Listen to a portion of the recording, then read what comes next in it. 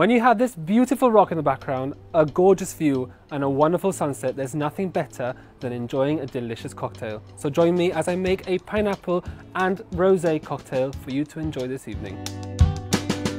Pick up and slice a fresh pineapple into chunks, discarding any tough bits. Then pass the pineapple pieces into a large container. Grab some frozen blackberries, though any frozen fruit will do, and add a large handful to the container. Now pop open a bottle of rosé. You can get as fancy as you like with this and mix it together with your fruit. Finally, top it up with some pineapple juice all the way to the top and stir everything together. Finish by decorating your glass and pour away.